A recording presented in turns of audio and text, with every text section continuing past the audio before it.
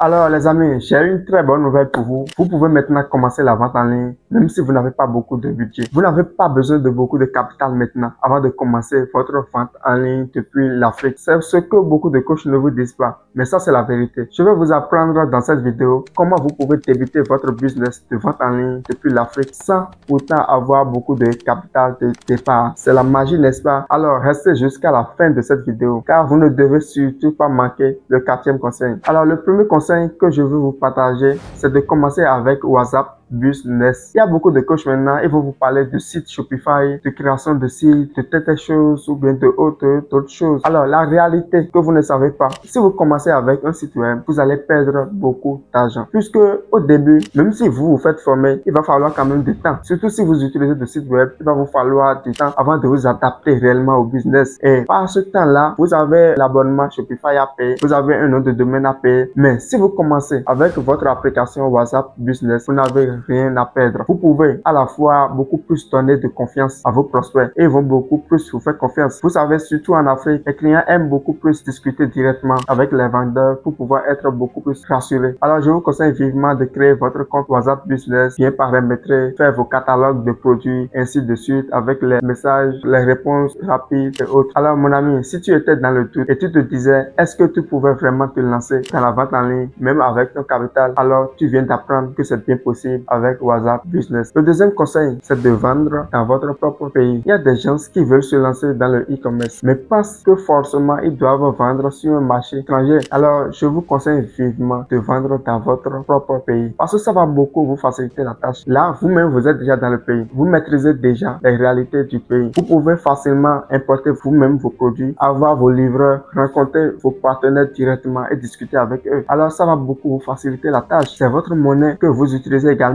Mais si vous commencez par vous spécialiser dans un pays qui n'est pas le vôtre, alors ça va vous perdre beaucoup d'énergie parce que vous allez d'abord apprendre à vous adapter à leur culture, à leurs besoins, à leur façon et tout ce qui va avec. Alors ça va être beaucoup plus difficile pour vous, surtout si le pays n'utilise pas les mêmes moyens de paiement que vous. Alors je vous conseille vivement de commencer votre business de vente en ligne dans votre propre pays. Alors les amis, le troisième conseil, c'est d'importer vous-même vos propres produits depuis la Chine. Il y a des gens qui aiment beaucoup plus faire confiance aux fournisseurs locaux. Mais la vérité est que quand vous faites totalement confiance, c'est-à-dire 100% confiance à un fournisseur local, la probabilité est forte qu'à un moment donné, votre fournisseur même manque du produit. À un moment donné, tous les fournisseurs que vous avez dans votre pays vous disent qu'ils n'ont plus le produit avec eux. Et là, ça va être beaucoup plus difficile. Si par exemple, vous avez déjà des commandes en cours et vous faites confiance à ce fournisseur-là et le fournisseur vous informe à la dernière minute que le produit n'est plus disponible, alors vous allez perdre beaucoup d'argent et aussi des frais publicitaires. Ce que je vous conseille de faire, quand vous déterminez un produit comme un produit gagnant, allez directement sur Alibaba, cherchez un fournisseur très fiable et importez vous-même vos produits pour pouvoir avoir de stock à votre disponibilité. Là, ça va beaucoup plus vous arranger. Alors les amis, le 4e et le dernier conseil que j'ai à vous partager, c'est d'investir dans la publicité Facebook. Il y a des gens qui ont peur d'investir. Il y a des gens qui pensent que juste avec des stratégies organiques comme des vidéos sur Facebook, des publications dans les groupes, sur leurs statuts et autres, ils vont pouvoir faire de la vente. Mais non, si vous voulez réellement prendre le e-commerce comme un business, vous devez obligatoirement investir dans la publicité Facebook. Et là, vous allez investir le maximum possible. C'est en fonction de ce que vous investissez dans la publicité Facebook. Si d'abord la stratégie derrière est bien organisée, vous allez faire beaucoup plus de ventes. Mais si vous avez peur d'investir dans la publicité Facebook, alors ça va vous faire perdre beaucoup d'argent. Alors vous n'allez pas effectuer beaucoup de ventes. C'est en fonction de ce que vous investissez que vous allez gagner. Alors les amis, c'était la fin de cette vidéo. J'espère que vous avez aimé. Dites-moi dans les commentaires le conseil que vous allez appliquer dès maintenant pour pouvoir commencer votre business de la vente en ligne. Et aussi donnez-moi des idées de vidéos que je vais vous faire plus tard en fonction des besoins que vous avez. Ceux qui souhaitent commencer la vente en ligne mais n'ont pas la maîtrise, ne savent pas par où commencer, alors je vous invite sur mon programme École de la vente en ligne. C'est un programme d'accompagnement avec lequel j'accompagne beaucoup de personnes qui ont des résultats chaque jour. Que vous soyez étudiant, employé ou bien même si vous êtes fonctionnaire, vous pouvez toujours faire votre business de e-commerce de côté. Alors si vous êtes intéressé, vous allez voir un lien dans la description. Cliquez sur le lien, vous allez avoir tous les détails possibles pour pouvoir rejoindre la formation. Alors c'était Arsène Dessous, rêve grand,